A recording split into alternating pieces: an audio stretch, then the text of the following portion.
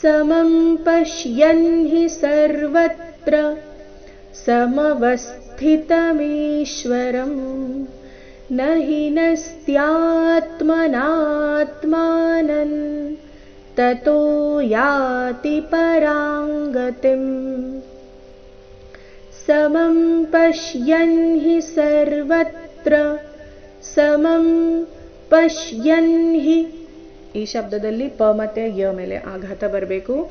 ಪಶ್ಯನ್ ಹಿ 3 ಅಕ್ಷರ ರಸ್ವ. ಸರ್ವತ್ರ ವ ಮೇಲೆ ಆಘಾತ.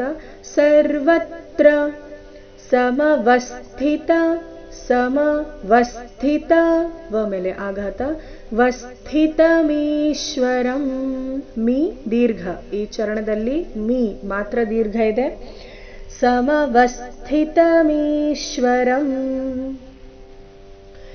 ನ ಹಿ ನಸ್ತ್ಯಾತ್ಮನಾತ್ಮಾನಂ ನ ಹಿ ನಸ್ತ್ಯಾತ್ಮ ನ ಹಿ ನಸ್ತ್ಯಾ ಸ್ತ್ಯಾ, ಇಲ್ಲಿ ಅರ್ಧ ಸ ಅರ್ಧತ ಪೂರ್ತಿ ಯಾ ಸೇರಿ ಸಂಯುಕ್ತಾಕ್ಷರ.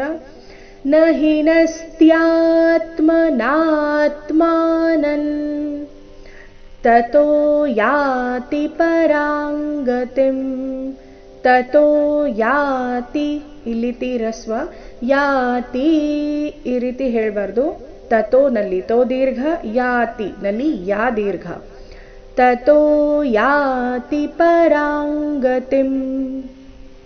ನೋಡೋಣ ಪೂರ್ತಿ ಶ್ಲೋಕ ಮತ್ತೊಮ್ಮೆ ಮೂಲಗೀತೆಯ ಪ್ರಕಾರ.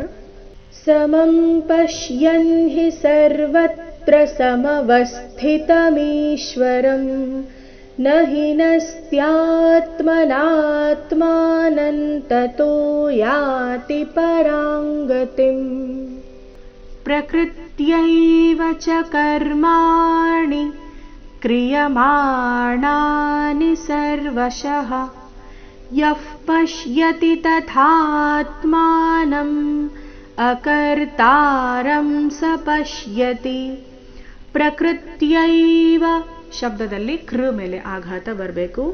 ಪ್ರಕೃತ್ಯೈವ ಪ್ರಕೃತ್ಯೈವ ಚ ಕರ್ಮಾಣಿ ಕರ್ಮಾಣಿ ಪ್ರಕೃತ್ಯೈವ ಚ ಕರ್ಮಾಣಿ ಕ್ರಿಯಮಾಣಾನಿ ಸರ್ವಶಃ. ಕ್ರಿಯಮಾಣಾನಿ ಮಾಣ 2 ದೀರ್ಘ ನಿ ರಸ್ವ. ಕ್ರಿಯಮಾಣಾನಿ ಸರ್ವಶಃ ಯಃ ಪಶ್ಯತಿ ತಥಾತ್ಮಾನಂ ಯಃ ಪಶ್ಯತಿ ತಥಾ ಥಾ ಮಹಾಪ್ರಾಣ ದೀರ್ಘ ಬಂದು ನಂತರ ಆಘಾತ. ತಥಾತ್ಮಾನಂ ಅಕರ್ತಾರಂ ಸ ಪಶ್ಯತಿ. ಅಕರ್ತಾರಂ ಸ ಪಶ್ಯತಿ ಕೊನೆಗೆ ತಿ ರಸ್ವ. ಸ ಪಶ್ಯತಿ. ನೋಡೋಣ ಪೂರ್ತಿ ಶ್ಲೋಕ ಮೂಲಗೀತೆಯ ಪ್ರಕಾರ. ಪ್ರಕೃತ್ಯೈವ ಚ ಕರ್ಮಾಣಿ ಕ್ರಿಯಮಾಣಾನಿ ಸರ್ವಶಃ ಯಃ ಪಶ್ಯತಿ ತಥಾತ್ಮಾನಮಕರ್ತಾರಂ ಸ ಪಶ್ಯತಿ. ಯದಾ ಭೂತಪೃಥಗ್ಭಾವಂ ಏಕಸ್ಥಮನುಪಶ್ಯತಿ ತತ ಏವ ಚ ವಿಸ್ತಾರಂ ಬ್ರಹ್ಮ ಸಂಪದ್ಯತೆ ತದಾ.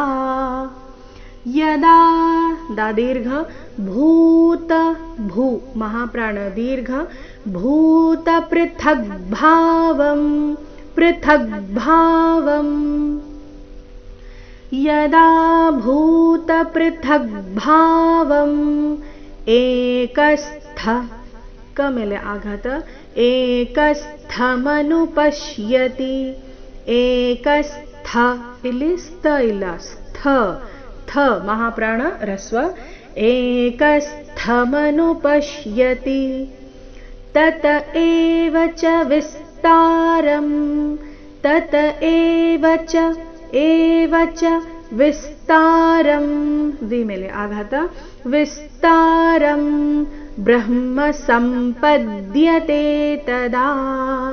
ಬ್ರಹ್ಮ ಸಂಪದ್ಯತೆ ಸ ಮತ್ತೆ ಪ ಮೇಲೆ ಈ ಶಬ್ದದಲ್ಲಿ ಆಘಾತ ಬರಬೇಕು.